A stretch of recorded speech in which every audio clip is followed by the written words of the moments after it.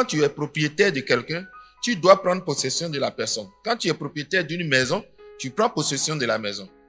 Donc l'esprit, le péché aussi, est venu prendre possession de nous en venant habiter en nous. C'est une puissance. On aura l'enseignement sur le péché. Donc parce qu'on s'est vendu au péché, il est venu prendre possession de nous et il est venu habiter en nous. C'est ce que Romains 5, verset 12 à 21 nous dit. Et il a créé en nous la mort spirituelle, donc notre esprit est mort. Vous allez voir que le parallèle, le Nouveau Testament va nous dire que les moyens de la grâce nous ont ressuscités. Pourtant, physiquement, on vit. Mais pourquoi il nous parle de résurrection? En fait, c'est cette mort spirituelle que vous connaissez, c'est de ça qu'il parle. Il dit que la grâce en Jésus-Christ, Jésus-Christ a ressuscité ceux qui étaient morts spirituellement. Donc, c'est une résurrection spirituelle. D'accord? Donc, elle va parler de ces principes et de ces notions. Donc, le péché prend possession de notre corps, il nous tue spirituellement, et puis il invite la mort spirituelle et physique à venir régner sur la terre. Voilà le problème que nous avions. Donc, on va voir le parallèle, les apôtres vont dire la même chose. Comme Christ nous a rachetés, il va prendre possession de nous. Il va vaincre l'homme fort qui était en nous. Il va prendre possession de nous. Et il va faire régner la justice et la vie sur les hommes qui croiront en lui. Donc, si on a vu la manifestation de la mort répandue sur tous les hommes, on doit aussi croire en la manifestation de la justice et de la vie répandue aussi pour tous les hommes. Voilà comment la Nouvelle Alliance explique ce problème. Nous lirons Romains chapitre 5, verset 12 à 21. Il nous dit ceci. C'est pourquoi, comme par un seul homme, le péché est entré dans le monde, et par le péché, la mort, donc le péché rentre en toi et te tue. On a vu que c'était l'aiguillon de la mort. C'est quand il te pique, la mort vient sur toi. Et donc, comme le péché est rentré dans le monde, par le péché, la mort est rentrée dans le monde. Et qu'ainsi, la mort s'est étendue à tous les hommes parce que tous ont péché. Donc, comment maintenant la mort de mon état va atteindre tous les hommes? Il y a un principe qu'on appelle le principe de l'hérédité. C'est par le principe de l'hérédité. On explique. On lit d'abord ce texte pour comprendre ce que Romains nous dit. Parce que beaucoup n'acceptent pas dans leur religion la grâce de Dieu. Parce que quelqu'un est mort, je suis sauvé, je vais au paradis. Ils n'acceptent pas. Donc il faut que vous-même, pour que vous soyez convaincus et qu'il ne vous déstabilise pas, vous comprenez le plan du salut et que vous sachiez qu'il n'y a pas d'autre solution à ce plan et que Dieu avait prévu ça depuis. Bon, donc c'est lui-même qui a créé, c'est lui-même qui a prévu ça. Donc il n'y a rien de plus merveilleux encore que on ne remette pas sa solution en cause. C'est pour ça que les apôtres convainquaient les Juifs pour dire que votre religion a enseigné que voilà comment il allait sauver les gens. Et que la loi qu'il vous a donnée ne sauvait pas quelqu'un. C'est pour ça que beaucoup de Juifs ont été convertis. Donc nous devons continuer de convaincre les autres qui ont pris des religions depuis avant. Lui-même dit tous ceux qui sont venus avant eux là, c'est pas vrai. Pour que eux aussi ils comprennent qu'il n'y a pas de solution en dehors du plan de la grâce de Dieu. Il dit donc, car jusqu'à la loi, c'est-à-dire depuis Adam jusqu'à Moïse, il va le dire, c'est ce qu'il appelle, car jusqu'à la loi, le péché était dans le monde. C'est-à-dire depuis Adam jusqu'à Moïse, le péché était dans le monde. Or, le péché n'est pas imputé quand il n'y a point de loi. Cependant, la mort a régné depuis Adam jusqu'à Moïse. Donc, pourquoi on peut parler de péché s'il n'y a pas de loi? Donc, il voulait montrer qu'avant la loi de Moïse, il y avait une autre loi de la conscience, qu'on appelle la première période d'adoration. Ils ont donné une loi à Adam, et Adam a péché. Et il était le représentant de toute la création. Et donc, si la mort a régné depuis Adam jusqu'à Moïse, si le péché est venu, c'est que la loi une loi était là et lui a donné de venir se manifester. Car c'est par la loi qu'il y a la connaissance du péché. C'est ce qu'il explique. Cependant, la mort a régné depuis Adam jusqu'à Moïse, même si ceux qui n'avaient pas péché par une transgression semblable à celle d'Adam. Voilà comment on explique comment nous tous nous sommes devenus pécheurs. C'est par deux principes. Par le principe de la descendance du représentant et par le principe de la transgression, parce que nous-mêmes, nous vivons le péché. Lequel, semblable à celle d'Adam, lequel est la figure de celui qui devait venir, donc le second Adam. Il va nous montrer comment, de la même manière, l'ancien Adam a fait régner le péché. Il va nous dire, le nouvel Adam, il y a en lui aussi le pouvoir de faire régner la justice et la vie. Comme l'ancien Adam a fait régner le péché et la mort, le nouvel Adam a pouvoir de faire régner la vie et la justice, et non le péché. Lequel est la figure de celui qui devait venir. Verset 15. Mais il n'en est pas du don gratuit comme de l'offense, car si par l'offense d'un seul, il en est beaucoup qui sont morts. Donc voilà une explication de comment on a été atteint. Un seul a péché et tous sont morts. Pourquoi? Parce que nous étions, on va voir cette théorie, le principe de nous étions en Adam. Nous sommes sa descendance. Donc, nous étions d'avance en lui, dans sa sémence. Et ce qu'il a fait affecte la sémence. Vous allez voir, c'est la même chose qui va se dire dans le Nouveau Testament. On va vous dire que vous ne pouvez plus pratiquer le péché parce que la sémence de Dieu est en vous. On verra ce principe. Donc, si la sémence d'Adam est en nous, si Adam a péché, ses œuvres de péché, la puissance de péché va, comme on a fait alliance avec le péché, on a marié le péché, on s'est vendu au péché, la puissance du péché va venir coloniser notre descendance. Elle va venir s'imputer à notre descendance. Donc, si par l'offense d'un seul, il en est beaucoup qui sont morts, à plus forte raison, la grâce de Dieu et le don de grâce venant d'un seul homme, Jésus-Christ, ont-ils été abondamment répandus sur plusieurs. Vous voyez le parallélisme. Pour le moment, on n'est pas en train de voir pour la grâce. On est en train de voir comment le péché est rentré dans le monde, comment on dit que nous tous, nous sommes pécheurs, et quelle est la solution que la grâce va envoyer pour résoudre ce problème. Parce que quand tu as une voiture gâtée, toutes les pannes doivent être réparées pour que ça puisse remarcher. Et quand on verra qu'on a été totalement renouvelé. Car si par l'offense d'un seul, il en est beaucoup qui sont morts, donc c'est l'offense d'un seul par hérédité qui nous a contaminés. Je vais vous montrer un verset qui dit que c'est un héritage. C'est comme quand on fait une alliance, quand quelqu'un doit, on prend lui, sa femme, ses enfants et tout ce qui lui appartient pour payer la dette. Donc l'acte qu'il a posé va se répandre sur sa descendance. Et dans le Nouveau Testament, Jésus nous a donné un exemple. Il dit donc prenez tout ce qui lui appartient, mettez-le en prison. Et on voit plusieurs exemples où on prend la personne, on le met en prison. Donc le péché a eu accès à notre descendance, à Adam et donc à toute la descendance. À plus forte raison, verset 16, il n'en est pas du don. Il n'en est pas du don comme de ce qui est arrivé par un seul qui a péché. Car c'est après une seule offense que le jugement est devenu condamnation. C'est ce qu'on voit dans Genèse. Donc nous sommes condamnés à cause de ce péché. Tandis que le don gratuit devient justification après plusieurs offenses. On expliquera ça plus tard. Verset 17. Si par l'offense d'un seul, la mort a régné par lui. Donc vous comprenez encore que c'est à cause d'un seul. La mort a régné par nous tous. Ce sont des principes spirituels universels.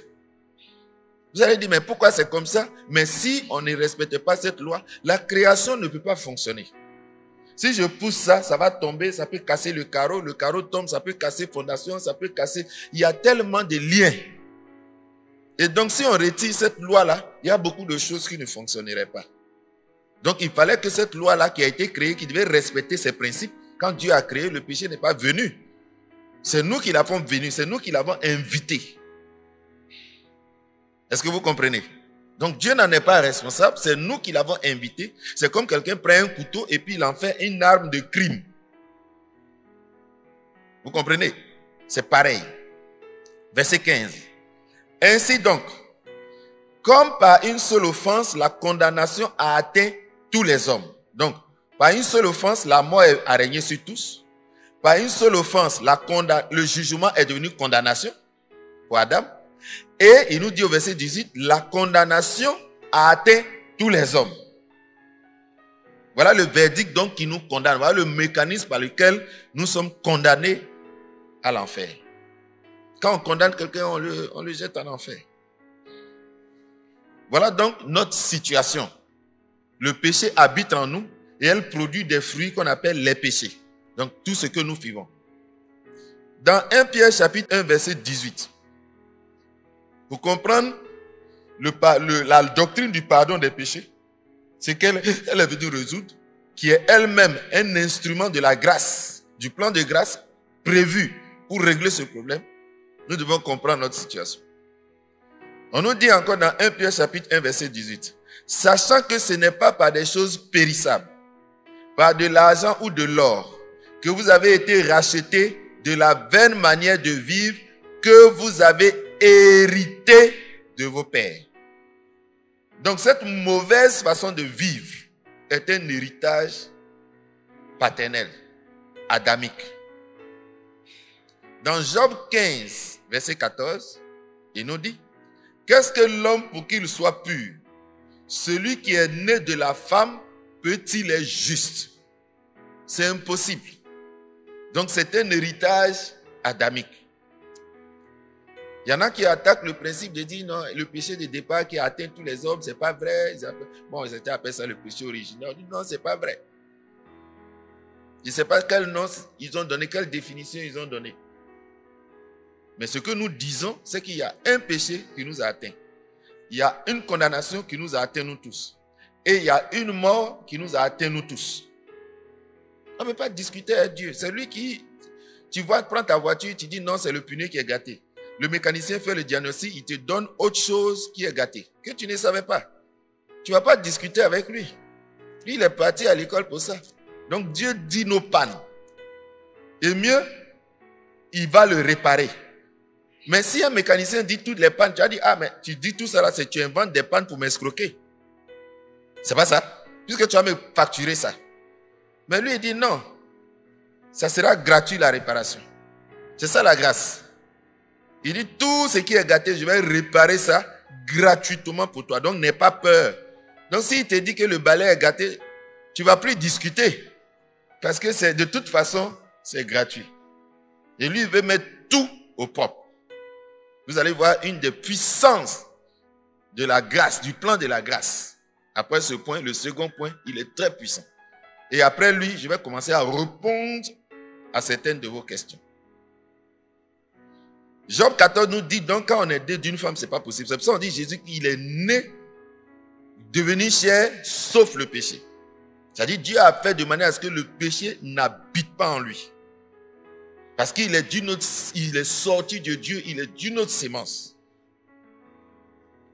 Psaume 51, 5 nous dit ceci. Voici, je suis né dans l'iniquité et ma mère m'a conçu dans le péché. Donc c'est une hérédité. C'est pour cela que dans Genèse chapitre 28, Genèse chapitre 8, verset 21, la Bible dit, l'Éternel sentit une odeur agréable et l'Éternel dit en son cœur, je ne maudirai plus la terre à cause de l'homme parce que les pensées de son cœur, du cœur de l'homme sont mauvaises dès sa jeunesse. Dans d'autres versions, on dit dès son enfance. Dès qu'il devient enfant, son cœur est mauvais. Donc voilà la situation de l'architecte, du réparateur de l'homme qui a diagnostiqué notre vie. On va nous dire encore, tous ont péché et sont privés de la gloire de Dieu. C'est le deuxième élément de notre condamnation. Non seulement un seul a péché, nous sommes tous pécheurs. On va voir maintenant que nous-mêmes, on pratique le péché. Mais parce que c'est en nous. Si tu plantes un oranger, c'est orange qui va sortir. Donc la puissance du péché, qui est une sémence qui est entrée en nous, ne peut produire que des pécheurs. Maintenant, quand nous vivons, nous péchons. Le fait que nous péchons est la preuve que le péché est en nous. Et donc, on nous transfère cette sémence-là. Écoutez-moi très bien, parce que je sais que vous allez comprendre certaines expressions du Nouveau Testament, de ce qu'on dit pour ce qui concerne nous aussi, notre nouvel état. Et comment on est arrivé à devenir enfant de Dieu, et comment ces bénéfices-là sont arrivés. Paul fait un parallélisme, et il montre l'équivalence. Et c'est sur ça que doit reposer notre foi. La Bible nous dit donc, enfin, qu'il y a inimitié entre nous et Dieu, c'est-à-dire désaccord, conflit. Et Dieu nous a voués à la mort. C'est-à-dire on veut combattre Dieu. Dieu, s'il nous combat, il va nous jeter à la mort. Et à la mort éternelle. Voilà notre situation. Que va faire le sang de Jésus-Christ et la mort de Jésus-Christ? Vous savez déjà que la Bible va nous dire que la mort de Jésus-Christ a vaincu la puissance du péché. Nous le verrons dans un autre chapitre. Nous sommes ici sur l'une des providences du plan de la grâce qui est de régler notre problème par le pardon des péchés. Elle va venir avec une doctrine du pardon des péchés. Il y avait des anciennes doctrines. Il y avait la doctrine du karma. Si tu pêches, tu dois payer. Il y avait la doctrine de la loi. Celui qui est sous la loi est maudit. Celui qui pêche doit mourir. Donc les conséquences du péché, c'était la mort. Il y en a qui ont trouvé encore la doctrine de la réincarnation. Si tu as péché, tu vas revenir encore. Tant que tu pêches, tu reviendras jusqu'à ce que le jour où tu ne pêches plus, tu vas rester maintenant pour entrer au paradis. Donc toutes ces théories-là existent.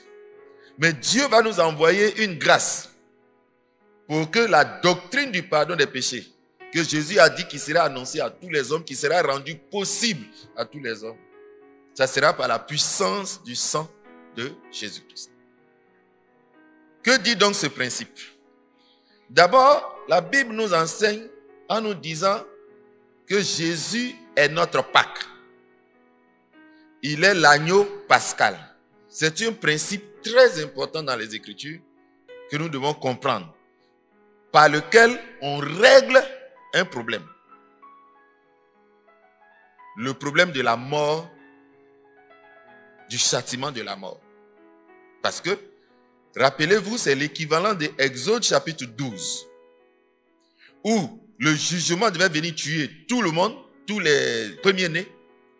Mais Dieu a pourvu à un sacrifice pour montrer un exemple. Et cet agneau-là était appelé l'agneau pascal ou la Pâque. Et lorsqu'on le crucifie, le sang doit être versé sur les portes.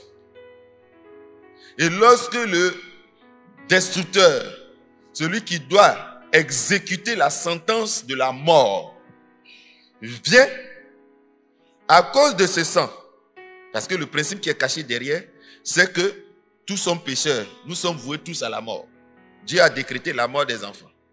Mais avec le sang, Dieu tue l'animal en substitution des premiers-nés. D'où la substitution. Donc la mort de Jésus-Christ est une substitution. Il va porter la mort à la place de ceux qui devaient mourir. Et donc, quand on a mis ce sang, on a tué tous les enfants, les premiers-nés, et les premiers-nés des enfants des Juifs ont échappé à la mort. C'est pour ça que Jésus-Christ dit, celui qui croit en lui, il est passé de la mort à la vie. Il ne passe plus en jugement, parce que le jugement a été prononcé déjà sur Jésus-Christ. Et donc cette mort a été prononcée sur lui et elle quitte sur nous. C'est pour cela que nous, on ne meurt plus. Notre corps physique va mourir. Elle reviendra à la vie. C'est pour ça qu'il dit que celui qui croit en moi vivra quand bien même qu'il serait mort. Donc il y a la vie spirituelle, il y a la vie physique. C'est pour cela qu'on doit avoir de nouveaux corps. Si on meurt, on va revenir encore avec un nouveau corps et on ne mourra plus jamais. Et la grâce a pourvu à cette solution également. Cet agneau qui enlève la mort sur nous, qui nous préserve de la mort physique ici, spirituel pour nous, il va nous dire que c'était par le principe de l'expiation. Parce que c'est le salaire du péché, c'est la mort. La mort vient quand il y a un péché. Et dans l'Ancien Testament, on va parler en deuxième de l'agneau expiatoire.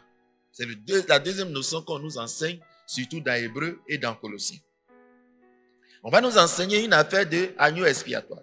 On nous a enseigné l'agneau pascal, et on comprend le principe de l'agneau pascal.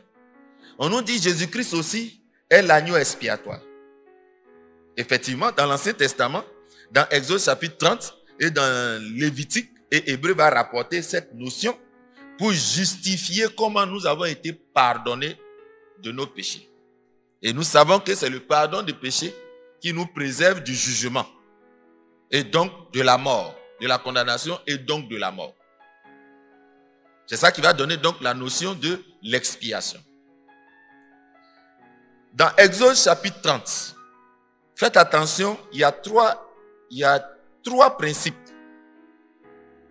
que le Nouveau Testament nous enseigne pour fonder notre foi. Elle nous parle de l'agneau pascal qui nous fait échapper de la mort par le principe du pardon des péchés. En dehors de l'agneau pascal, on nous parle de l'agneau de la victime expiatoire. Et les apôtres vont enseigner cette doctrine. Celle de la Pâque, l'agneau pascal, c'est 1 Corinthiens 3. Les apôtres vont dire Christ, notre Pâque a été immolé. Donc dans notre nouvelle alliance, nous avons l'immolation de l'agneau pascal. Ils vont ils vont parler d'une deuxième notion. C'est la notion de la victime expiatoire. Et je vais vous expliquer. Dans Exode chapitre 30, verset 10, que va rappeler Hébreu chapitre 9, verset 6-8, pour nous expliquer comment nos péchés sont pardonnés. Parce que c'est plus efficace que l'Ancien Testament, il nous dit. Exode 30, verset 10. Une fois chaque année, retenez bien cette expression. Parce que tous les sacrifices qu'on faisait dans l'Ancien Testament, il y avait des catégories. Il y a une catégorie de sacrifices qu'on fait une fois par an. Il y a une catégorie de sacrifices qu'on fait chaque fois qu'on pêche. Ce n'est pas la même chose, les frères. Les apôtres ici parlent, comme ils ont parlé de l'agneau pascal, qui est différent de tous les autres types de services. On va nous parler de l'agneau expiatoire, de la victime expiatoire. C'est l'animal qu'on offre une fois par an. Ce n'est pas ce qu'on offre tous les jours quand on a péché. On le offre une fois par an. Donc tu pêches, mais une fois par an, tu dois offrir l'agneau expiatoire, la victime expiatoire. Et la façon dont on fait la cérémonie est totalement différente. Quand tu as péché, tu dois faire un sacrifice pour le pardon de tes péchés. La façon de faire ce sacrifice n'a rien à voir avec le sacrifice de la victime expiatoire. C'est une autre cérémonie. Il ne faut pas vous éloigner de toutes ces cérémonies. Quand on va parler de l'enseignement sur le péché et la solution au péché, je vais rentrer dans tous ces détails pour que vous maîtrisiez la nouvelle alliance et les notions dont elle parle. On nous dit donc une fois par an, une fois chaque année, Aaron fera des expiations sur la corne de l'autel. Quelle est la différence avec le péché, l'agneau qu'on offre, l'animal qu'on offre chaque fois qu'on commet un péché? Première distinction, c'est que c'est une fois par an. L'autre, c'est chaque fois que tu pêches. Deuxième distinction, c'est que pour le péché que tu commets, le sacrifice qu'on fait, c'est sur l'autel du pavis intérieur. Et on fait son sang pour le pardon de tes péchés. Alors que pour l'agneau, la victime expiatoire qu'on offre une fois par an, c'est avec ce sang-là qu'on rentre dans le lieu très saint. Le souverain sacrificateur rentre une fois par an dans le lieu très saint. C'est avec cet animal, cette victime expiatoire-là. C'était pour nous montrer que Christ pardonne nos péchés une fois pour toutes. Et qu'après plusieurs péchés, lui, il peut régler le pardon des péchés. C'est pour ça que les apôtres disent, Adam, quand lui il a péché, tout de suite, il y a eu action. La condamnation et tout. Alors qu'avec notre nouvelle alliance, la grâce a laissé plusieurs péchés. C'est après plusieurs offenses. L'efficacité de ce sang-là, il a le pouvoir d'effacer les péchés d'un an. Tous les péchés que tu as commis pendant un an, c'est sa puissance d'effacer ça. Pour cela, celui qui pardonne ce péché-là, ce qu'on fait dans le pavis intérieur, et ce qu'on fait donc dans l'autel du lieu très saint, ce n'est pas la même efficacité. Mais les gens ne comprennent pas ça. Ils disent, mais toi tu pêches et puis Jésus va pardonner tous tes péchés, c'est trop facile. Ça existe, ce principe. Ça existe dans l'univers. Tu peux souffrir plusieurs fois et puis un jour Dieu te fait une grâce, ça te règle définitivement les problèmes de ta pauvreté. Tu sors définitivement de la maladie. Tu sors définitivement. Mais après plusieurs situations, ce sont des principes de la vie. Voilà sa distinction. La troisième distinction, c'est que tout sacrificateur pouvait faire le sacrifice pour le pardon du péché que tu fais. Mais pour le sacrifice annuel, pour le pardon des péchés, seul le souverain sacrificateur, et vous savez qu'il n'y a qu'un en vie. Tant qu'il est en vie, tous les autres qui descendent de sa famille ne sont pas souverains sacrificateurs. Il ne peut pas avoir deux souverains sacrificateurs à la fois dans une même alliance. Donc c'est lui seul, le patron des patrons, des sacrificateurs, c'est lui seul qui fait ça. Alors que les autres, tout sacrificateur le fait. Donc vous voyez la puissance de ce sacrifice qu'on désigne, qu'on appelle le sacrifice annuel. Il y a un autre sacrifice qu'on va appeler le sacrifice perpétuel. On le fait 2 fois par jour, un le matin, un le soir. Et c'est de celui qu'on parle dans le livre de Daniel quand on dit que l'impie va mettre fin au sacrifice perpétuel. C'est un type de sacrifice différent. Différent. Donc ne les confondez pas. Je parle ici donc du deuxième principe qui est le sacrifice expiatoire annuel. Et les apôtres vont désigner ça comme le modèle, l'ombre de ce que Jésus-Christ a fait. Et il va nous dire la puissance de ce sacrifice et ce qu'elle est fait. Il nous dit donc une fois chaque année, Aaron fera des expiations sur la corne de l'autel avec le sang de la victime expiatoire.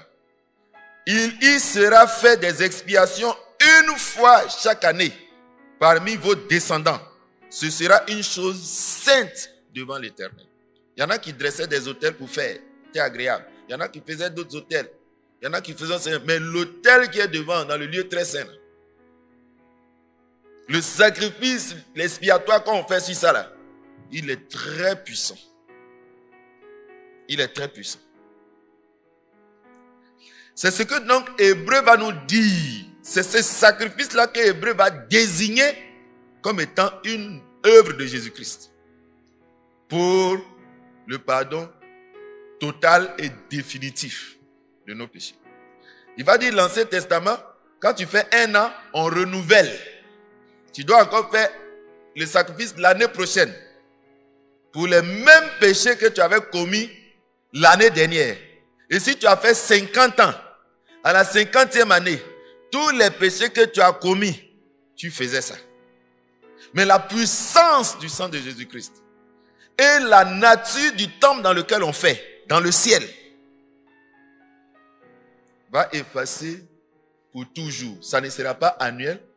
L'annuel sera pour toujours. L'alpha et l'oméga, c'est le complet. Il va définitivement effacer. De sorte que l'année prochaine, tu n'as plus à aller offrir un sacrifice pour ce péché. Il va le dire. Là où il y a pardon des péchés, il n'y a plus de sacrifice pour le péché. Donc c'est pour ça qu'il dit que le pardon des péchés sera prêché en son nom. C'est une doctrine fondamentale du christianisme qu'on verra dans la liste des thèmes que j'ai prévu étudier avec vous. La doctrine du pardon des péchés. Parce que beaucoup ont un problème avec ça à l'extérieur des autres religions. Nous allons bien expliquer, pour que vous leur expliquez bien ce principe. On va voir toutes les théories du pardon des péchés, toutes les théories de la justification, et vous allez voir qu'il n'y a pas d'autre moyen. C'est ce que donc Hébreu reprend dans Hébreu 9, versets 6 à 8. Il dit ceci. Or, ces choses étant ainsi disposées, les sacrificateurs qui font le service entrent en tout temps dans la première partie du tabernacle, le lieu saint.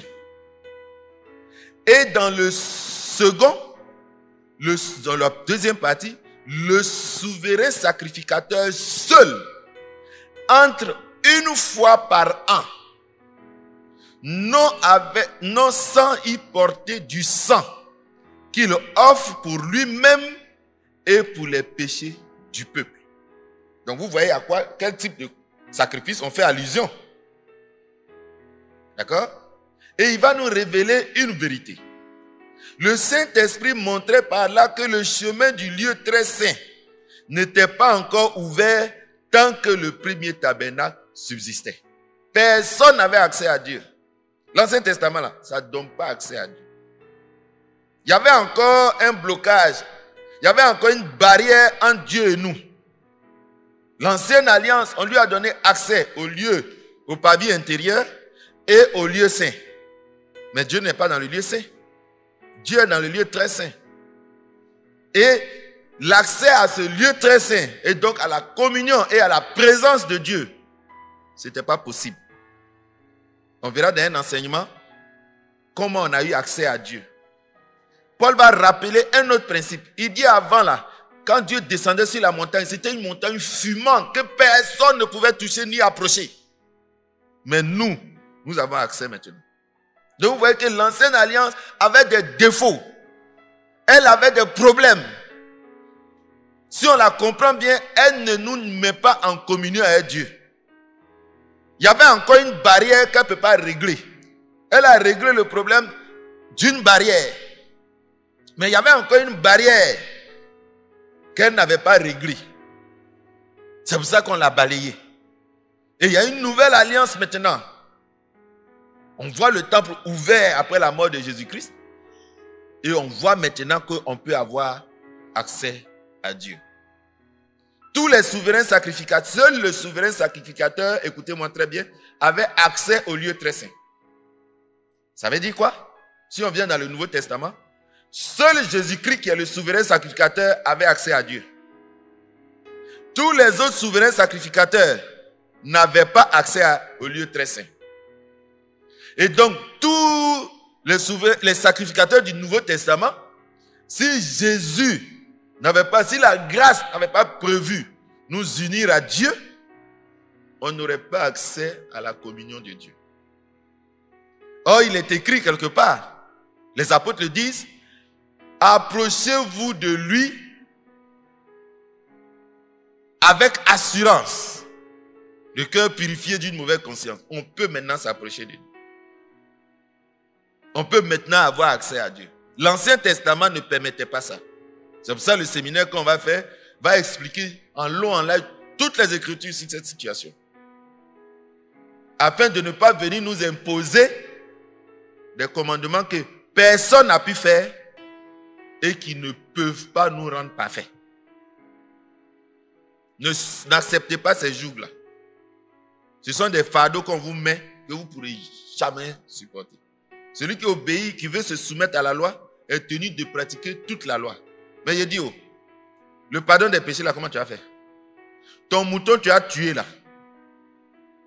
Il n'y a pas de sacrificateur. Le temple, là, il est gâté. Où tu vas avoir ça? Donc, tu ne peux pas utiliser la loi de Christ pour le pardon de tes péchés et aller utiliser la loi de l'ancienne alliance pour d'autres choses. Mais est-ce que c'est logique? Ce n'est pas logique. Tout est en Christ. Ce que tu vas chercher dans l'Ancien Testament, là, le Nouveau Testament a déjà l'équivalent plus excellent. Les promesses que tu vas chercher dans l'Ancien Testament, on dit que cette alliance-là a de meilleures promesses. dont l'une de ces promesses, c'est la vie éternelle. C'est la justification. On va voir les bénéfices du plan de la grâce. Est-ce que ça va? C'est un peu plus clair. Donc c'est ce sacrifice-là dont on nous parle, qu'on nous attribue, comme étant devant être une source de notre foi et un fondement, une raison fondamentale de la confiance que nos péchés sont pardonnés, malgré leur multiplication. Dans Hébreux chapitre 9, le verset 23 à 28, il dit: il était donc nécessaire, puisque les images des choses qui sont dans les cieux devaient être purifiées de cette manière, que les choses célestes, Jésus lui il a fait son sacrifice là, il faut un temple. Le temple que Moïse a utilisé, c'est un temple fabriqué, c'est une photocopie. C'est une photocopie de ce qui est en haut là-bas. Il est allé photocopier pour faire sur la terre. Mais nous là, ce n'est pas photocopie. Jésus est allé dans le temple original, le seul qui n'est pas fait par la main d'un homme. Donc son sacrifice a plus de valeur. Tu prends photocopie, tu travailles photocopie. Le jour où on dit bon, on veut aller à l'enlèvement, on demande l'original de ton passeport, de ton visa, tu envoies photocopie. Ça peut passer. Qui peut voyager à une photocopie? Personne ne peut voyager à une photocopie. On nous a dit dans l'Ancien Testament que Enoch a été enlevé sur quelle base? Parce qu'il a eu le témoignage qu'il était agréable. Et donc, on ne peut être agréable que par la foi. Donc c'est ça. Et c'est cette même foi-là qui nous sauve. C'est cette même foi-là qui nous sauve. C'est un instrument de la grâce. La grâce a prévu un pont, un instrument par lequel on va bénéficier de tout ce dont le plan de grâce a prévu. On n'est qu'au deuxième élément que le plan de grâce a prévu. Le rachat, je deviens la propriété de Dieu. Retenez ça avec des phrases simples. Je suis désormais la propriété de Dieu. Dieu m'a acheté, je suis sa propriété. Donc personne ne peut me réclamer dans une alliance, dans un fétiche ou dans quoi que ce soit. Pour eux, je suis mort. Donc je n'existe plus. On ne peut pas faire alliance pour quelqu'un qui est mort. Donc tout ce qu'ils vont faire en mon nom n'a aucun sens. Je n'existe plus. Donc ça n'a plus d'efficacité sur ma vie. Et on va voir comment revendiquer ses droits spirituels devant. Si quelqu'un veut on dit c'est gratuit, il peut payer te vendre. Tu vas faire parler à lui. Donc si vous avez foi, vous allez résister à ceux qui veulent nous vendre ce qui est gratuit. J'ai été racheté, je ne peux pas te donner l'argent pour me racheter. J'ai été racheté, je ne vais pas aller au village pour aller dire, je vais aller acheter ma photo qu'ils ont mis dans un fétiche. Je n'existe plus. Deuxième élément de la grâce, mes péchés sont pardonnés. Depuis ma naissance jusqu'à aujourd'hui, tous mes péchés sont pardonnés. En vertu du principe de l'agneau expiatoire. Je ne mourrai plus, je vivrai éternellement. Parce que le jugement de la mort, l'agneau pascal a fait passer ça sur ma tête. Je suis passé comme l'agneau pascal a fait passer la mort sur ma tête. Je suis passé aussi de la mort à la vie. Donc, si je suis passé de la mort à la vie, la mort là, je ne suis plus à lui. Je suis dans la vie. Donc, je suis appelé au ciel vivant. Et les autres hommes de la terre qui ne sont pas nés de nouveau, on les appelle les morts spirituels. Et on va venir sur cette providence que la grâce nous apporte. Elle nous ressuscite spirituellement. Nous qui étions morts, il nous a ressuscités. Et la résurrection dont on parle, c'est la nouvelle naissance. C'est l'esprit qui donne la vie, qui vivifie ce qui est mort. On donne la vie à ce qui meurt. Donc il a prononcé une puissante parole. Comme on ressuscite un mort, et puis il revient à la vie. Mais pour qu'il revienne à la vie, il faut que quelque chose rentre en lui. C'est pas ça? Il faut que son esprit rentre en lui. Ce qui est vivant rentre en lui pour qu'il ressuscite. C'est comme cela l'esprit qui vivifie. Comme on a vu le modèle de la vallée. L'esprit de vie est venu souffler sur les ossements et ils sont ressuscités. C'est comme ça l'esprit de vie, Romains 8, va venir souffler sur moi. On dit l'esprit souffle où il veut, on entend le bruit, mais on ne sait pas d'où il vient, où il va. C'est comme ça l'esprit de vie va souffler sur moi et va entrer en moi et va me donner la vie, va me ressusciter. Est-ce que vous comprenez? Et donc je suis plus mort spirituellement, j'étais mort spirituellement, je suis ressuscité. Ça c'est une œuvre de la grâce. C'est pas quelqu'un qui peut faire ça, c'est pas une œuvre humaine. Tout ce que la grâce nous donne, il n'y a aucune action humaine là-dedans. C'est une œuvre de Dieu.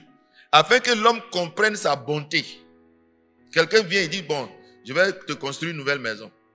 Tu dis, bon, ça coûte comme 50 millions. Il dit, bon, je vais te donner 20 millions pour compléter. Il dit, je ne veux rien de toi. Il construit tout à ses propres frais. Afin que ta reconnaissance soit complète et non partielle. Afin que personne ne se glorifie. Oh, mais moi aussi, j'ai mis mon argent dedans. Il dit, il ne veut pas ce genre de témoignage dans l'œuvre qu'il veut faire. Il veut montrer à l'homme le cadeau qu'il lui fait là. C'est totalement lui qui paye tout, qui règle tout. Oh, c'est pas un beau cadeau ça. Quand tu veux payer aussi, il dit non, je n'ai pas besoin de ça. Je ne peux rien faire. Je m'occupe de tout. Il n'y a pas meilleure grâce que ça. Aucun mérite.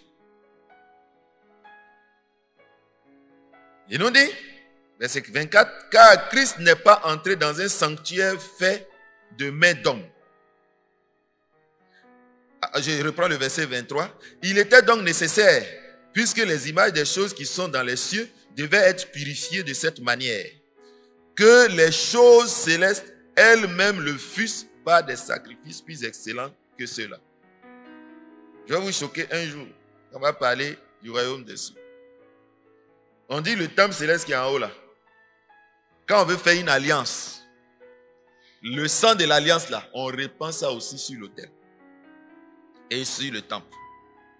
Lui, il fallait qu'il purifie le temple céleste. Ah, donc le temple céleste, il y a un problème là-bas. Oui. Pour le moment, je ne vais pas rentrer dedans. Il y a un thème pour ça. C'est ce qu'on lit, mes frères. Mais ce sont des choses difficiles à expliquer.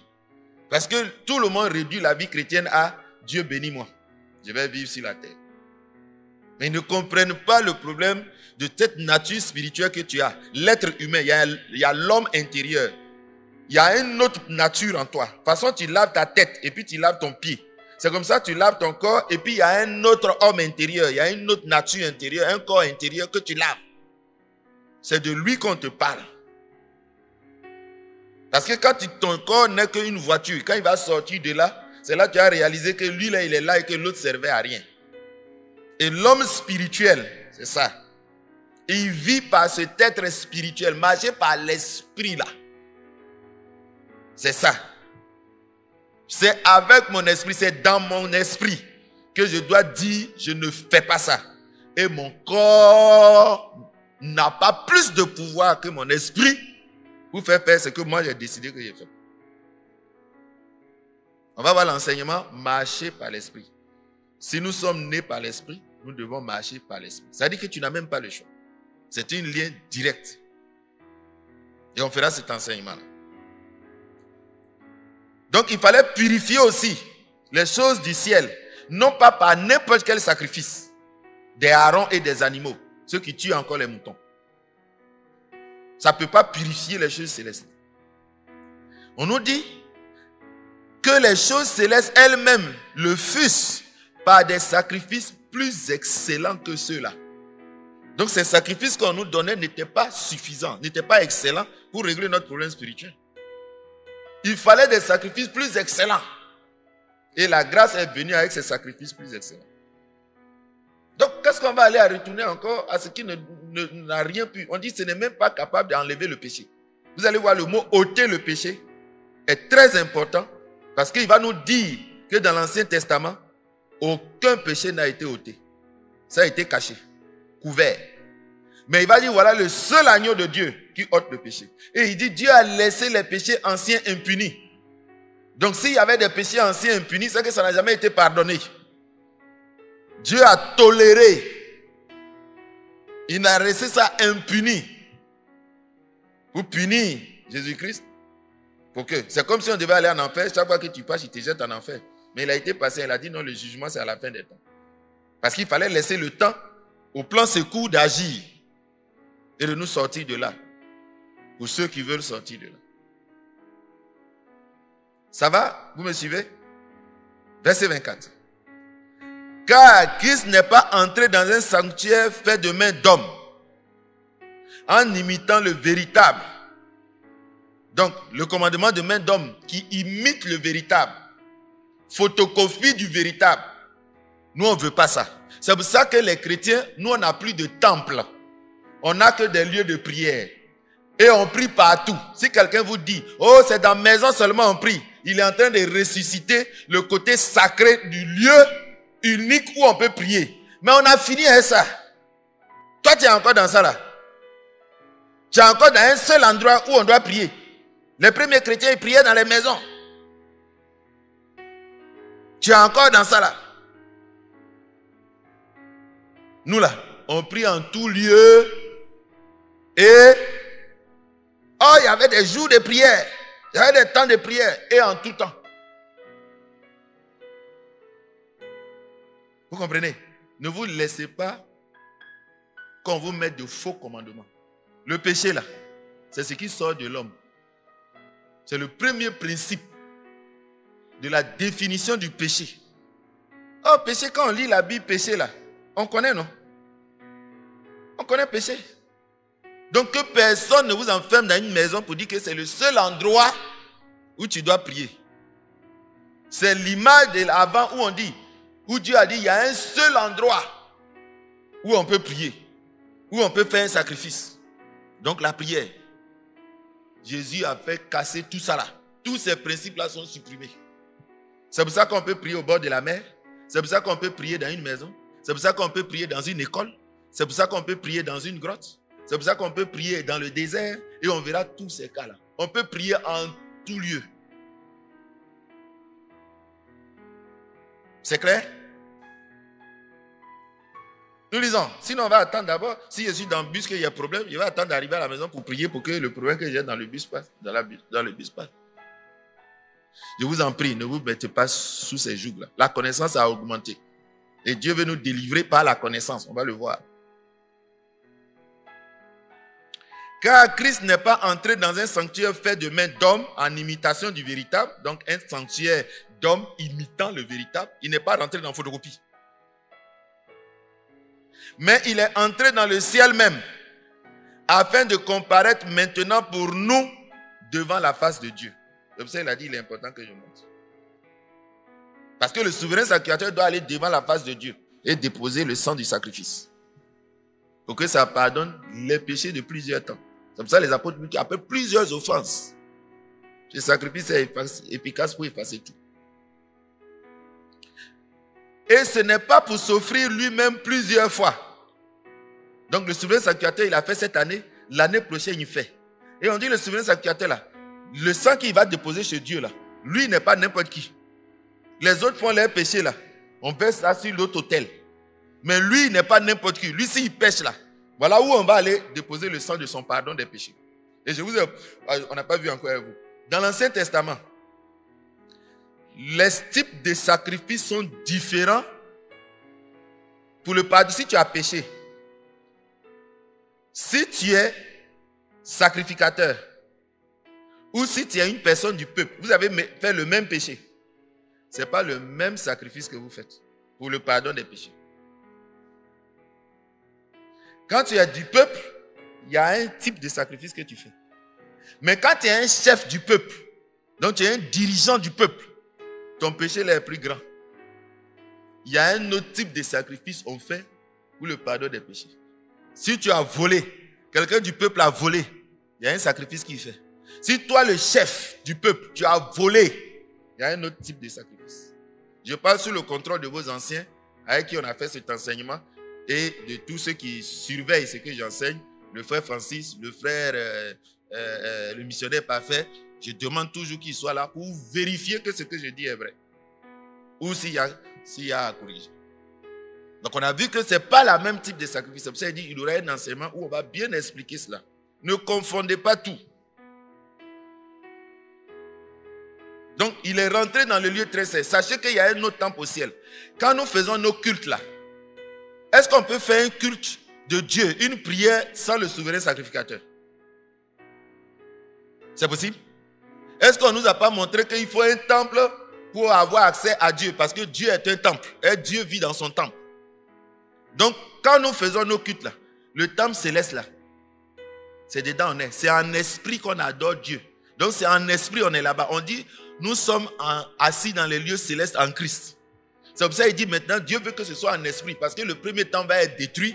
Et quand tu es là, tu pries. C'est en esprit que tu es dans le lieu très saint là-bas. Tu fais ton sacrifice. Tout sacrificateur fait des sacrifices. Et nous sommes sacrificateurs. On fait des sacrifices qui sont le fruit de nos lèvres. On fait ça où? C'est pour ça qu'on voit dans l'Apocalypse, nos prières, c'est comme un parfum qu'on met devant l'autel de Dieu. Avant là, ce n'était pas possible. Oh, est-ce que quelqu'un comprend quelque chose? Donc il y a un temple où on travaille. Un sacrificateur, c'est au lieu du temple. On lui dit de tout laisser, de dormir autour du temple. Sa maison, c'est autour du temple. Il ne peut pas aller loin. Donc nous là, on vit autour du temple de Dieu. On adore Dieu en esprit. On a accès à Dieu en esprit. Par notre esprit, on est en communion avec lui. Par notre esprit, tout ce que nous faisons, on le fait en esprit dans ce lieu très saint. Et le souverain sacrificateur coordonne le culte de Dieu. C'est un peu plus clair?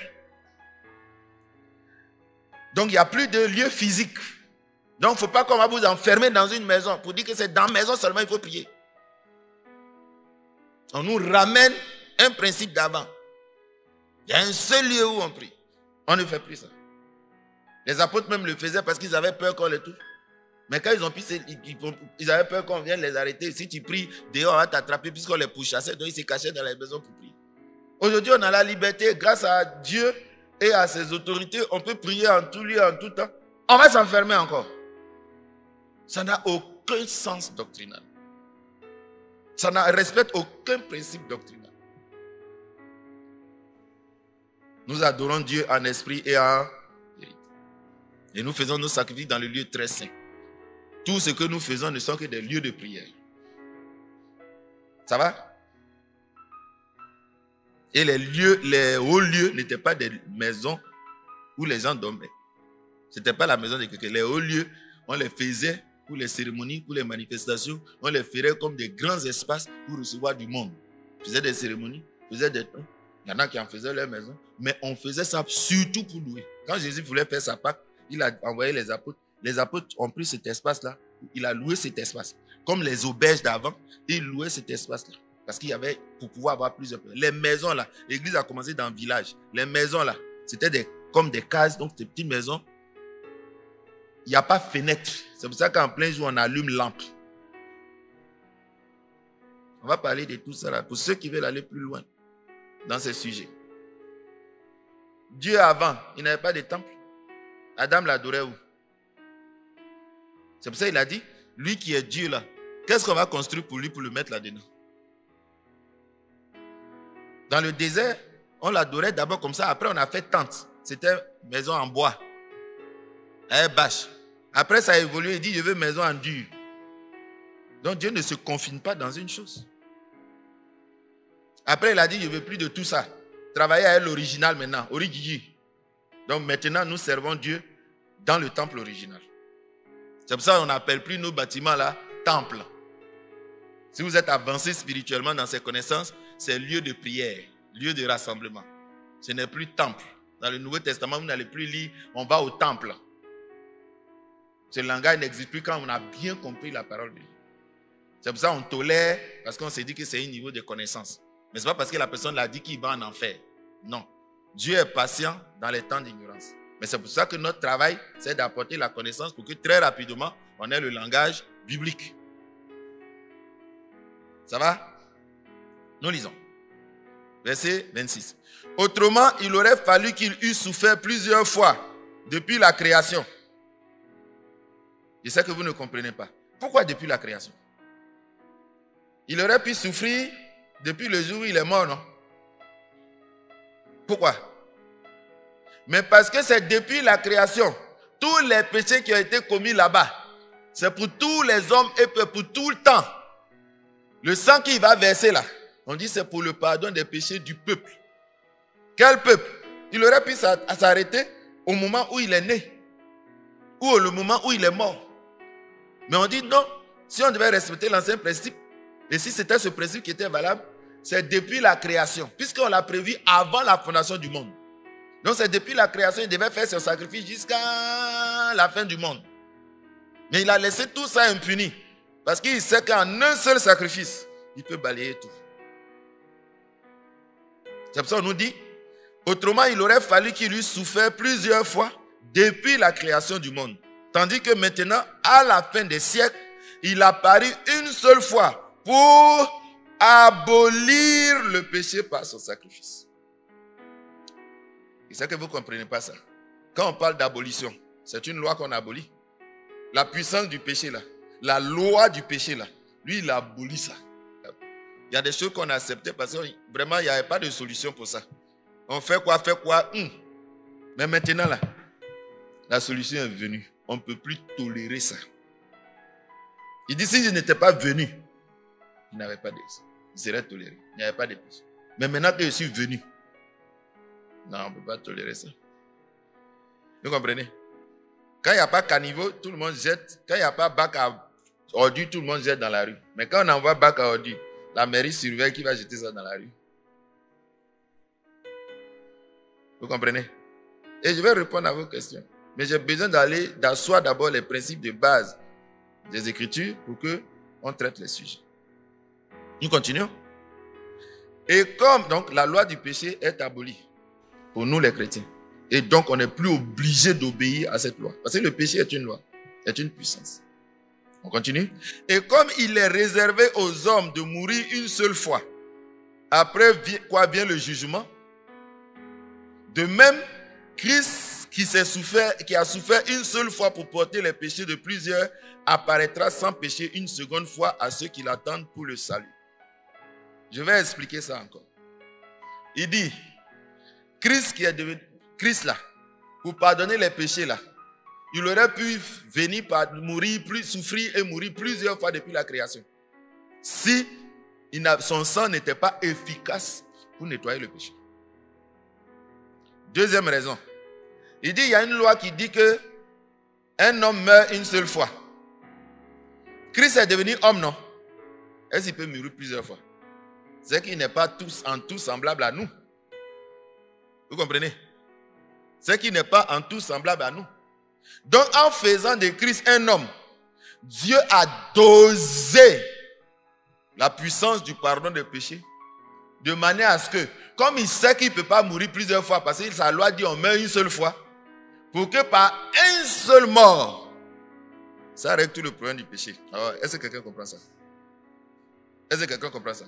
Mais ils ne comprennent pas, c'est pour ça qu'il dit, mais le péché que tu as fait aujourd'hui, il faut lui dire, n'a qu'à aller mourir encore. Non, à cause de ces deux lois-là, on ne peut plus le faire. Et Dieu a tenu compte de ça pour le faire. Si, comme il a une seconde venue, s'il revient, ce n'est pas pour recommencer ça. C'est pour ça qu'il dit qu'il vient une seconde fois. Mais ce n'est pas pour venir mourir une seconde fois. Car Christ ressuscité ne meurt plus. Ça commence à être un peu plus clair. Non? Voilà toute la doctrine fondamentale des apôtres que nous devons poser dans les églises. Ils sont différents de la vie chrétienne pratique ou pastorale. C'est ça qui doit fonder votre foi. C'est ça qu'on doit expliquer pour que votre foi repose sur des vérités fondamentales. Ça va? Nous continuons. Verset 27. Et comme il est réservé aux hommes donc de mourir plus une seule fois, après quoi vient le jugement, de même Christ, qui s'est offert une seule fois pour porter les péchés de plusieurs, apparaîtra sans péché une seconde fois à ceux qui l'attendent pour leur salut. Dans Jean chapitre 1, verset 29, il nous dit, le lendemain, il vit Jésus venant à lui et il dit, voici l'agneau de Dieu qui ôte le péché du monde. Je vais vous expliquer pourquoi il a dit ça. Pourquoi la doctrine chrétienne parle de ôter. Dans Hébreux 10, verset 11, il dit, et tandis que tout sacrificateur fait chaque jour le service et offre souvent les mêmes sacrifices qui ne peuvent jamais ôter les péchés. Donc, comme c'était un problème, Dieu a dosé le sacrifice de Jésus-Christ avant la fondation du monde. Il a tout réglé. C'est comme tu envoies un missile, tu règles tout dedans. Quand ça vient, ça résout tous les problèmes. Il a dit, ma parole là, elle ne sort pas sans avoir produit les effets. C'est pas ça. Mais Christ est la parole de Dieu. Tant qu'il n'a pas fait toute la volonté de Dieu, il ne peut pas aller chez Dieu, aller s'asseoir. Est-ce que quelqu'un comprend quelque chose? Donc tu ne peux pas dire qu'il a loupé quelque chose. Toute la volonté de Dieu qu'il attendait d'Adam, de l'homme, la parole de Dieu a tout accompli. C'est pour ça que quand on te dit que ce monsieur-là, c'est la parole de Dieu, tu dois être tranquille. Et si Dieu te bénit, sa parole va exécuter cette bénédiction. C'est pour ça qu'il dit, tout ce que vous demanderez au Père en mon nom. Ce n'est pas le Père qui va faire. C'est moi qui fais. Est-ce que quelqu'un comprend quelque chose? Afin que le Père soit... C'est pour ça qu'il a dit, on va le voir dans un autre enseignement. Tout pouvoir m'a été donné. Dans le ciel et sur la terre.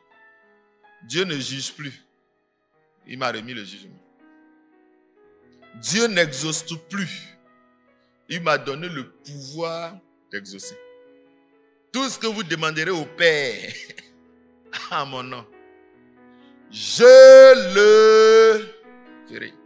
Parce qu'il est là, le logos de Dieu. Il est la puissance créatrice de Dieu. C'est lui qui exécute toutes les volontés. Il est l'empreinte de sa personne. Est-ce que quelqu'un comprend quelque chose? Est-ce que quelqu'un comprend quelque chose?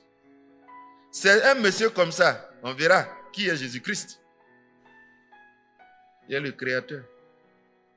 Lui, il ne peut pas créer les hommes et puis on a dit que lui, il est prophète comme un homme et puis on a comparé deux personnes. Vous pouvez comparer ce monsieur. Tout ce que vous appelez vos prophètes, c'est lui qui les a créés. C'est lui qui a créé tous les anges.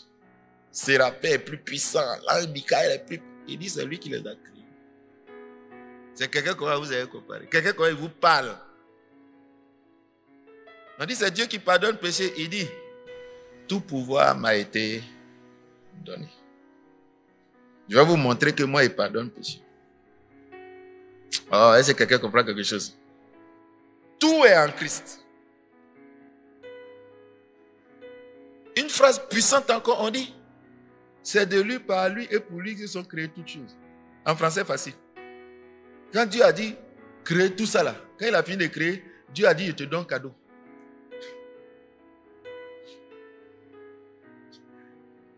Alléluia. Donc vous voyez le pouvoir qu'il a sur chacun de nous. Vous voyez le pouvoir qu'il a sur chacun de nous. C'est pour ça qu'il dit, le Fils là, il est propriétaire de tout. Tout ce qui appartient au Père m'appartient. C'est lui qui décide de tout, mes frères. Donc le plan de salut qu'il a envoyé là, il veut tout faire gratuit. Il n'y a pas œuvre humaine dedans. Parce qu'il veut une reconnaissance totale, sans que quelqu'un se glorifie. Ça va? Donc ça ne peut pas ôter péché. C'est ce qu'enseignent les apôtres.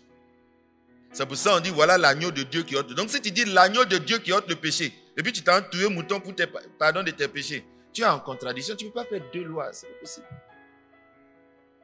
Tu ne peux pas faire deux lois. Il dit quand on va finir, là, toi-même tu vas déposer ça. On ne va pas t'arracher. On ne va pas lutter à t'arracher. On ne va pas chercher à te convaincre de quoi que ce soit. Toi-même quand on va finir là, tu vas déposer ça. Parce que tu ne peux pas d'un côté aimer ton prochain et haïr ton ennemi. Et puis d'un autre côté aimer ton prochain et aimer ton ennemi. Est-ce qu'on peut faire les deux à la fois? Pas possible. Mais si tu aimes ton prochain et ton ennemi, tu as fini de faire ce que la loi dit non. C'est pas ça. On dit aime ton prochain. Or, ce que tu as fait pour Jésus, ça règle le problème. Vous comprenez? Notre loi là, elle est plus excellente. Et comme c'est notre ombre, elle n'est pas l'exacte réalité. Nous, ce qu'on fait là, on voit ça dans l'ombre. L'ombre là est trop petit pour nous. Nous là, on est dans l'excellence spirituelle. On ne fait plus de la morale. On fait du spirituel. Pas du spiritisme. Pas de la spiritualité. On fait du spirituel. C'est-à-dire, on vit par l'Esprit de Dieu. Pas par les esprits des anges. Pas par l'adoration d'un ange. Par le seul esprit qui était avant la fondation du monde, l'Esprit de Dieu. Il s'est mouvé au-dessus de nous.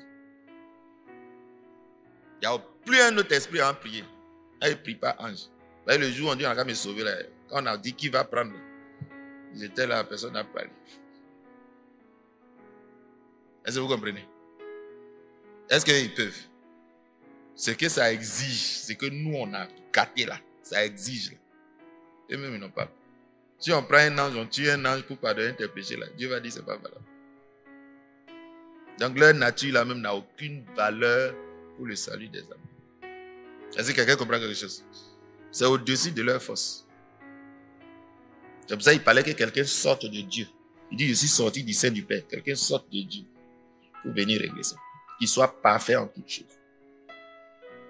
À qui Dieu a confié l'alpha et l'oméga du monde, le commencement et la fin du monde. Tout ça là est sous son pouvoir. On dit c'est lui qui maintient l'univers. Ce n'est pas n'importe qui. Ça va? Matthieu 9, 16. Or, afin que vous sachiez que le Fils de l'homme a sur la terre le pouvoir de pardonner les péchés. Jésus a le pouvoir de pardonner les péchés. Donc nos péchés sont vraiment pardonnés.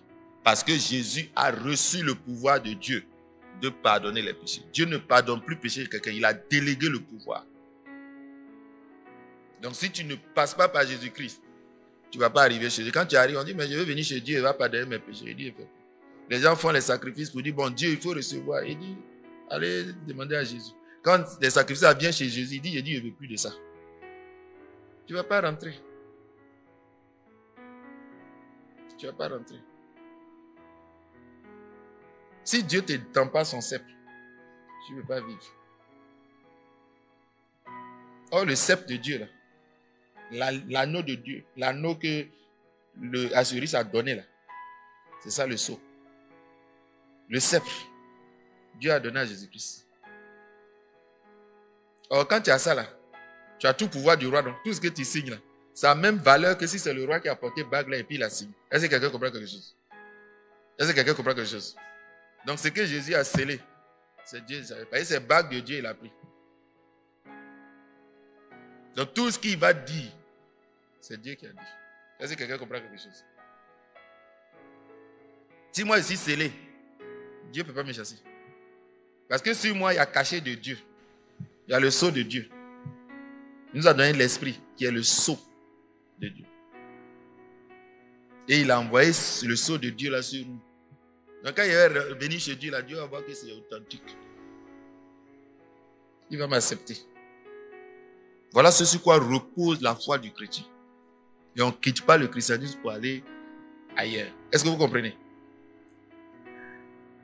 Il a donc le pouvoir de pardonner les péchés. Mais sa mort, pardonne pas. Sa mort, il pardonne les péchés.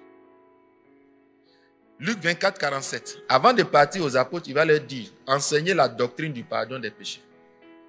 Que ça ne se fera que par moi seul. Donc le pardon des péchés est devenu une doctrine du christianisme. Qu'on doit défendre et que personne ne peut déstabiliser. Il dit, et que la repentance et le pardon des péchés seraient prêchés en son nom à toutes les nations, à commencer par Jérusalem. Donc à toutes les nations. C'est pour ça que je vous ai dit, s'il devait mourir depuis le commencement du monde, tout le monde était dedans. Il n'est pas venu mourir pour les Juifs. On aura un autre sous-thème sur ça pour voir Jésus est venu pour qui. Sa nationalité ne m'intéresse pas. Parce que aussi, il n'y a pas de nationalité. Il n'y a pas juif, il n'y a pas grec. S'il était devenu noir, les blancs allaient le refuser. Mais nous, on n'est pas dans ce racisme. C'est du racisme. Quand quelqu'un, tu te noies, quelqu'un veut te sauver, je le dis toujours, tu ne regardes pas sa nationalité. C'est pas ça. Tu sors de là. Dans Acte 10, 43, tous les prophètes rendent de lui le témoignage. Donc, tous les prophètes de l'Ancien. On n'a pas dit un prophète. On n'a pas dit un prophète. Donc, tous ceux qui disent qu'ils croient aux anciens prophètes ne peuvent pas contredire la doctrine du pardon des péchés par Jésus-Christ. Est-ce que vous comprenez ce que je dis? Tous les prophètes, petits comme grands. Je vais vous choquer sur beaucoup de choses quand on va parler des prophètes. Il y en a qui sont prophètes, vous ne savez pas. Est-ce que vous savez qu'Abraham était prophète? C'est Dieu qui a dit. Il a dit à Abimelech, va voir cet homme, il va prier pour toi, car il est prophète. C'est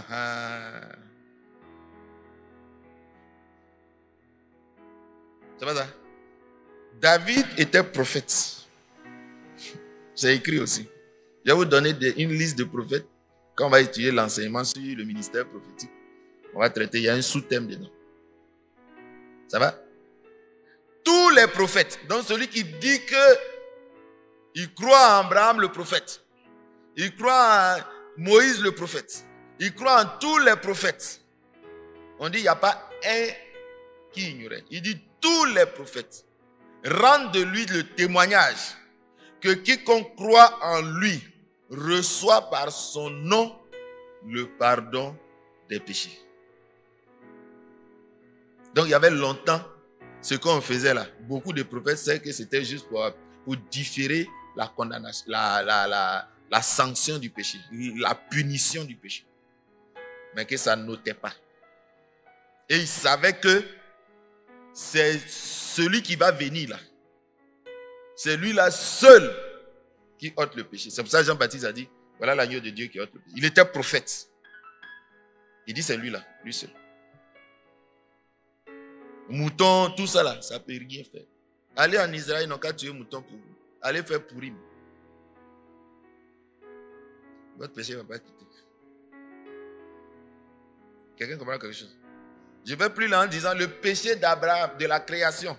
Puisqu'on nous dit qu'il fallait qu'il meure depuis la création. Le péché d'Abraham, c'est lui qui a pardonné ça. Pour qu'Abraham soit au ciel. C'est lui. Le péché de Moïse, c'est lui qui pardonne ça. Donc ne le comparez pas à Moïse. C'est lui qui a créé Moïse. C'est lui qui a fait que Moïse a été sauvé. C'est lui. C'est pour ça que Moïse a dit, ce prophète-là, il est grand. Si vous ne l'écoutez pas, on va vous tuer. Moi, vous ne l'écoutez pas là. Dieu peut ne pas vous tuer. C'est quand vous ne l'écoutez pas, Dieu. Mais lui là, si vous ne l'écoutez pas là, le prophète que Dieu va envoyer là, il va vous tuer. Ça va? On continue? Dans Actes chapitre 10, 43, tous les prophètes doivent rendre ce témoignage. Donc tous ceux qui croient aux prophètes de l'ancienne alliance, donc de la Torah, et tous les livres qui croient en ces prophètes, doivent savoir que c'est lui seul qui enlève le péché. Tous les autres sacrifices font autre chose que enlever le péché. Donc si tu avais réglé le problème de ton péché, réfère-toi au sang de Jésus-Christ. Acte 13, 38. Sachez donc, hommes frères, que c'est par lui que le pardon des péchés vous est annoncé. Les apôtres prêchaient ça. Ils disaient aux gens partout dans leur prédication que c'est lui seul. Toi, tu as peur de dire ça. Ça fait partie de la prédication. Ça fait partie de la prédication. Toi, tu prêches seulement, répentez-vous car le royaume de Dieu est proche. C'est pas ça. Mais il est écrit. Et que la repentance et le pardon des péchés, on se répand. Il dit repentez-vous. Et que chacun de nous soit baptisé pour le pardon de vos péchés. Pour avoir accès au pardon, il faut se repentir. Voilà les conditions du pardon. Il y en a qui ne se repentent pas et puis ils veulent faire pardon. Et repentance là, de toute façon il y a fausse foi, il y a fausse repentance. On va voir toutes les différentes repentances qui sont de fausse repentance. Si tu fais ça là, Dieu te pardonnera. Tu te mens à toi-même. Ah, pourquoi on revient aux fondations, au fondement du pardon des péchés. Et c'est prévu. Je ne vais pas reprendre tout. Je vais reprendre seulement sur des parties pour que ta foi repose sur la vérité et que tu vives la vérité. Acte 26, 18. Afin que tu leur ouvres les yeux. Voilà la mission de Jésus-Christ qu'il a donnée aux apôtres, dans lequel nous sommes. Nous sommes sur le fondement des apôtres. N'allez pas vous asseoir sur le fondement d'un homme, fût-il prophète, apôtre ou quoi, qui va vous inventer une doctrine. On ne prêche pas autre chose que Jésus-Christ crucifié et les fondements que les apôtres ont enseigné. En tout cas, moi, je vous donne toujours par 1000 manières les textes bibliques. Et je demande un seul texte. Acte 26, 18. C'est Jésus qui parle à Paul. Afin que tu leur ouvres les yeux pour qu'ils passent des ténèbres à la lumière, de la puissance de Satan à Dieu, pour qu'ils reçoivent par la foi en moi le pardon des péchés. Celui qui ne croit pas en lui, il ne lui donne pas le pardon des péchés. Pour qu'ils reçoivent le pardon des péchés par la foi en moi. Donc pour obtenir le pardon des péchés, il y a des conditions. Et on verra ça. Ne te mens pas à toi-même. Si tu n'es pas convaincu que le sang de Jésus purifie de tout péché, c'est ce qui est écrit. Et le sang de Jésus-Christ nous purifie de tout péché. Tout. Aussi bien dans sa gravité que dans son ancienneté. Il règle ça. Donc voilà la doctrine, voilà la mission que Jésus a donnée à Paul. Et nous ne sommes que des apôtres mineurs, mais petits. Et on ne doit pas prêcher autre chose que ces apôtres majeurs là ont enseigné. Donc leur évangile et leur mission, c'est qu'on reçoive le pardon des péchés par la foi en Jésus-Christ, en passant par la repentance. Il n'y a pas d'autre chemin. Il n'y a pas d'autre mission. Si tu ne reçois pas le pardon de tes péchés, tu ne bougeras pas. Je suis passé de la mort à la vie. La grâce ne fait pas que ça. La grâce accompagne ça d'un ensemble de résolutions, dont le pardon de tes péchés. Ça règle ce problème. Hébreux 10, 18. Or, là où il y a pardon des péchés, il n'y a plus d'offrande pour le péché. Si Dieu t'a pardonné, pourquoi tu demandes encore pardon pour le même péché? Ah, Dieu te demande pardon, j'ai tué un homme, j'avais tué un homme là. Parfois dans l'église, dès qu'on prêche, si un péché que tu as commis il y a longtemps, tu t'es repenti de ça il y a longtemps, mais si c'est le sujet d'aujourd'hui, quand on va dire, bon, on va prier. Péché tu as commis il y a 10 ans, là, tu reviens, oh Dieu, pardonne-moi pour mon péché. L'enseignement n'a pas dit ça. Si l'enseignement tombe, c'est pour ceux qui sont dedans. Est-ce que vous comprenez ça?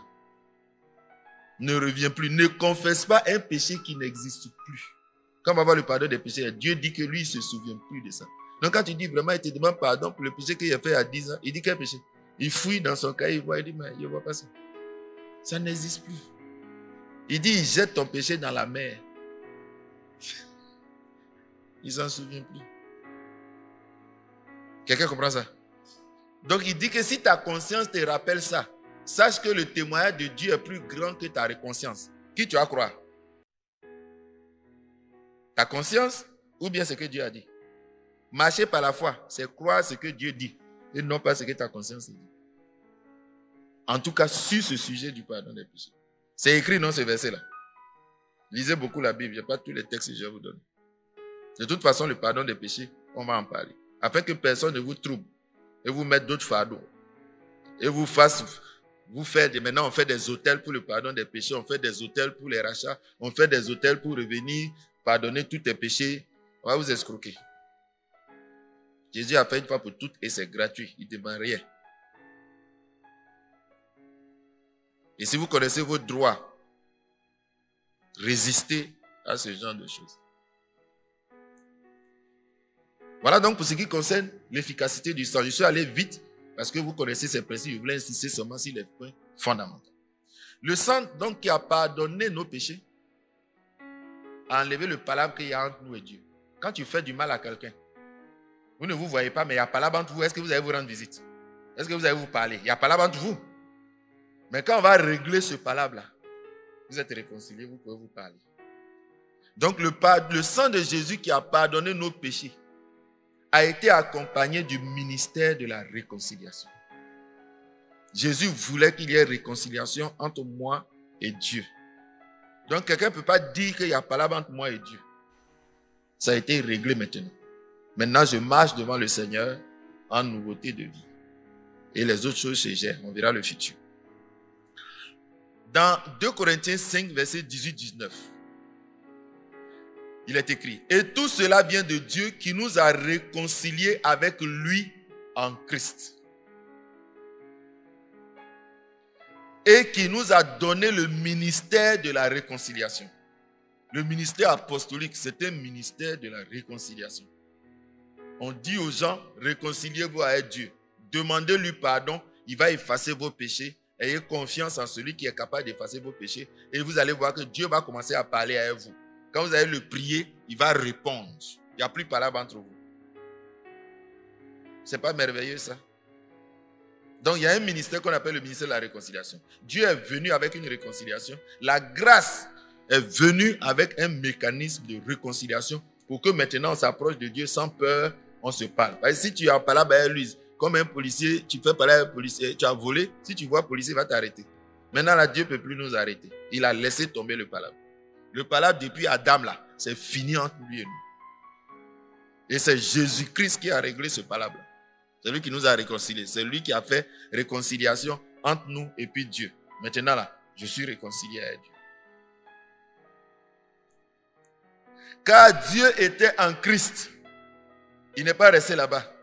Quand le ministère de la réconciliation est venu, il faut que les deux s'asseyent. C'est pas ça? Est-ce qu'on peut réconcilier une seule personne? Donc Dieu ne peut pas s'asseoir là-bas et puis l'autre est assis dans son village et puis on dit on fait réconciliation. Vous avez vu ça où? Il faut que les deux là soient là. Donc Dieu était en Christ et il réconciliait le monde avec lui. En n'imputant point aux hommes leurs offenses. C'est-à-dire, nos offenses là, il n'a plus pris ça comme un problème pour nous tuer. La réconciliation consiste à ne plus tenir compte de notre péché, en trouvant la solution qui enlève le péché et je ne subis plus. Donc je n'ai plus de karma. Moi là, je ne vais plus me réincarner. Quand je finis, je me repose directement en Christ. J'attends la résurrection des morts pour aller au paradis. Quelqu'un comprend ça? Nous lisons. Dans Romains 5, versets 10 à 11. Car si, lorsque nous étions ennemis, donc quand on n'est pas en chose, on n'est pas en réconcilié, on est ennemis. Nous sommes ennemis de Dieu. Dieu nous voyait en ennemis. Et personne ne fait cadeau à son ennemi. Nous avons été réconciliés avec Dieu par la mort de son Fils. À plus forte raison, étant réconciliés, serons-nous sauvés par la vie. Pour être sauvé là, il y a un ensemble de choses par lesquelles tu dois passer. Tu dois être juste, tu dois être réconcilié. On va voir tous ces éléments. Et si tu es juste, le salut là, tu es sûr que tu vas avoir ça. Quand Dieu va venir, il va le réaliser. Il va mettre le sceau du salut sur toi. Et quand ça va venir, quand il va venir, il va réaliser le salut qu'il a mis en toi. Nous sommes sauvés et nous serons sauvés. Nous sommes sauvés, nous avons le sceau du salut. Nous avons la garantie de notre salut. S'il vient, il ne va faire que réaliser la promesse qu'il a déposée en nous. Comme Abraham vivait à une promesse d'avoir une multitude, il va le réaliser. Nous aussi, il nous a fait une promesse qu'il va réaliser quand il revient. Comme ça, il sera l'auteur de leur salut. Dans Apocalypse chapitre 22, 14, il est écrit « Heureux ceux qui lavent leur robe afin d'avoir droit à l'arbre de la vie. » Personne ne peut avoir droit à l'arbre de la vie s'il n'a pas lavé ses péchés. C'est comme ça qu'Adam, on ne pouvait pas lui permettre de toucher ça. Donc moi, j'ai lavé ma robe dans le sang de l'agneau. J'ai accès à l'arbre de vie. J'ai le droit d'avoir la vie. C'est que Adam voulait manger pour être éternel là. Moi, j'ai mangé ça. Il mangeait ma chair et le sang. Moi là, j'ai la vie. J'ai droit à la vie éternelle. Et ce que nous sommes n'a pas encore été manifesté. C'est dedans. On attend sa manifestation. Vous allez voir notre transformation. 1 Jean 1, 9. Ce sang-là donc, qui nous garantit le pardon, dont Jésus a reçu le pouvoir de nous pardonner. Ce sang reste efficace pour pardonner les péchés futurs. Est-ce qu'il va venir mourir encore pour ça? C'est une fois pour toutes. D'où les sacrifices qu'on fait chaque fois qu'on pêche dans l'Ancien Testament. C'est encore Jésus-Christ a utilisé son sang pour dire, je veux que ce soit le sacrifice du pardon définitif de tous les péchés passés et que ce soit le sacrifice du pardon des péchés chaque fois qu'ils vont tomber. Alors, est-ce que quelqu'un comprend ça? Il a réglé ton passé, il a réglé ton présent, il a réglé ton futur. C'est pas merveilleux ça? C'est pas un beau plan ça? Tu dois avoir confiance en la parole de Dieu. Il nous dit, si nous confessons nos péchés, il parle ici aux enfants de Dieu. Jean parle aux petits enfants, aux bien-aimés, au nez de Dieu. C'est à eux il parle. Si nous confessons nos péchés, il est fidèle et juste. C'est pas arrangement, c'est juste pour nous les pardonner et pour nous purifier de toute iniquité.